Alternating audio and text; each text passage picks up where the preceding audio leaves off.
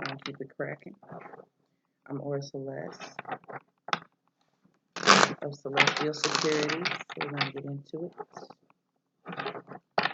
Doing the word to the wise message for the Leo collective. Let's see what entities are surrounding you at this time and what type of angelic protection will come in handy in handling that.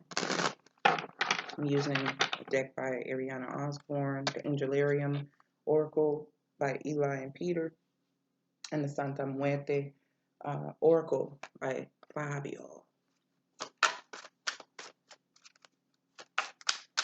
Leo. Too many. Y'all not telling me it's that many.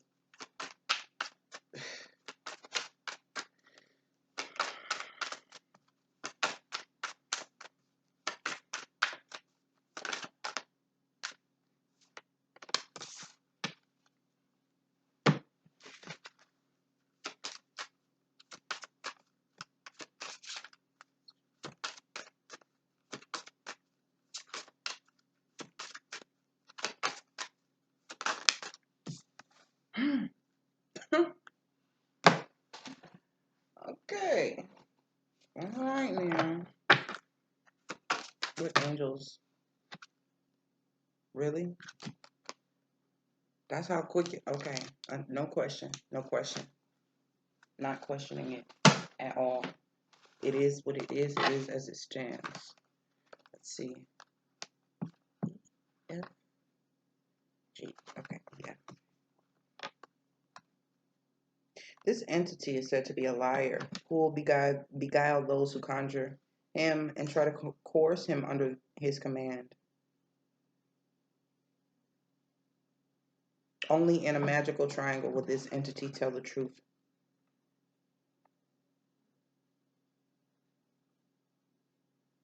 That's difficult to do with this entity. Once he is properly bound within the requisite triangle, he is very glad to be of help and more than willing to converse about heaven and hell and about the military campaigns during the Great War in heaven that led to them being cast out.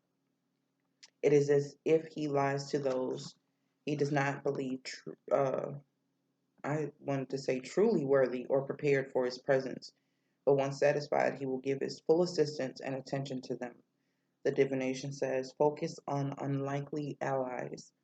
People that we may distrust can be honest in certain situations.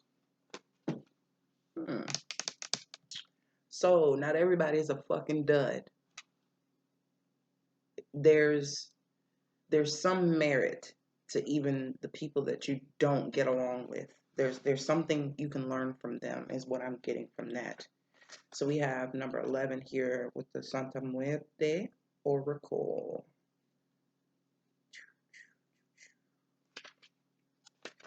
Ooh, help me pronounce this Aztec name.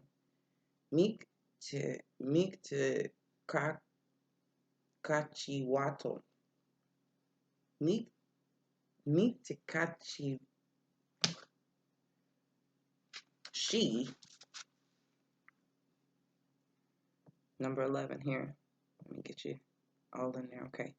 She is the queen of the dead and the afterlife, responsible for memory as a whole and individual memories. She represents the principle of synthesis and aggregation of bodies and matter, complementary to that of her husband, Mictlantecuhtli. She is the alchemical coagula to join together, a continuation on a lower level of the concept of synthesis expressed by the feminine.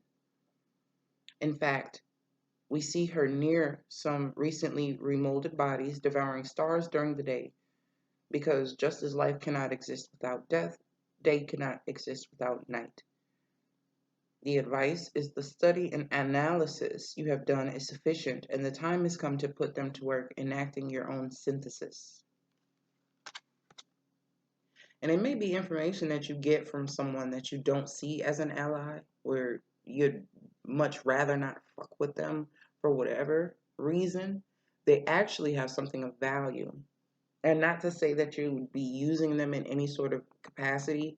You're not doing this under false pretenses. they would know that you really don't fuck with them like that. But having a simple conversation with them can prove very beneficial. It's not, it's like I said, it's not, pretending to be. It's actually, it reminds me of the death card. You have two aspects of the death card from the Rider-Waite-Smith deck, and the devil in that card has two job functions: coagula, to bring together and dissolve, to dismantle and tear apart. And we see that type of energy in different circumstances that the devil card can be used in. So in this instance, there is a black widow in this motherfucker that I did not see before. It's so beautiful. But you can get information from unlikely sources, and they don't even have to be aware that you're getting the information. It's if it's publicly placed, like say, I'm not going to drop the name, but people in office, you really don't, you may not agree with all of their pursuits or all of their points of view or anything like that, but from something that they say, you can find merit, and it can actually catapult you, and it can add to something of your own. It's not all BS. There's just maybe one sentence or two sentences that you can actually be like, damn, that came out of that person's mouth. Even though I don't fuck with them, or even though I don't really too much listen to everything, I take what they say with a grain of salt. They just made a point there. That's the type of energy I'm getting with this. You had Chesed, right hand, empathy, and Leliel, angel of the night. Leliel reminds me personally of Lilith. I get that. Or Nyx. Those are, and I have the Mausoleo Oracle cards, and it has both of those entities in it. It's a little different, but Leliel kind of with that angel of night, that same vice can be used as virtue, even having an enemy and finding something valuable in their existence, in something that they say. There's, under certain circumstances, there is truth. It's not every single word that comes out of their mouth a lie, even though you may feel so. So let's see what these two have to add. This tea is making me belchy. Right hand, empathy, Chesed, the fourth emanation. The hand that embraces, the healing tears brought on by the forgiveness of sins, each kindness repaid in kind. Chesed's forest pulls humanity together, coagula.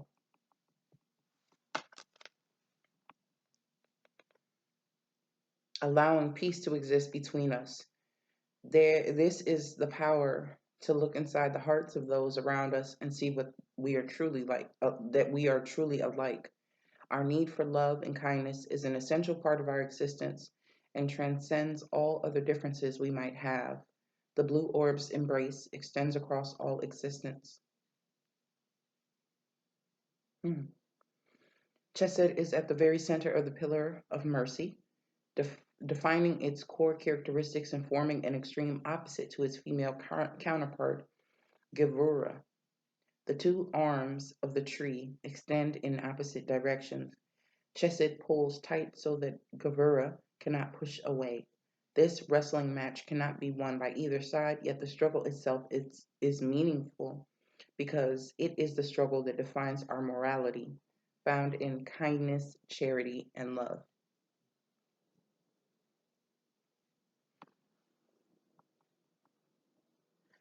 Damn, that was deep, deep.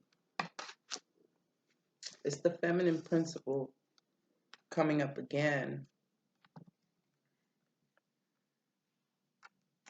encouraging a coming together. So despite any previous notions you've had that separated you from this type of person, this group of people, this, whatever, it's telling you that, I'm sorry, I keep shaking the table, telling you that right now, what's being encouraged is that feminine principle to create and to bring together and to, you have that ability being Leo to, it's of the heart of a lion. That's the body part that you'll rule in the upper back. So anything that you may experience up in here, not your shoulders per se, but in the middle of your back, heart area, chest, stuff like that, it's asking you to work on your empathy. It's asking you to, for a second, for a moment, put these differences to the side. It's taken me to the mind of companies that were once, let's say, they did something in the media that rubbed you the wrong way, and you kept that. People wanting to boycott certain businesses and things like that, but that company is now turning around and doing something and actually not projecting, but bringing something of use, making good points, or doing something for the well-being of others. That's something that you can commend and you can admit, okay, I would support that they're doing, even though I didn't always support all of their actions. You can use this in your everyday interpersonal life as well, to not always be in agreement with every little thing that a person does, but at the end of the day, the gist of it is to be supportive and to have that empathy. You don't know what station in life they were in or what karma they were fulfilling when they were doing things that were undesirable to your personal life, that you felt personally attacked or felt the need to be prejudiced against or hold, admonished, that type of resentment towards them. Leliel, I, don't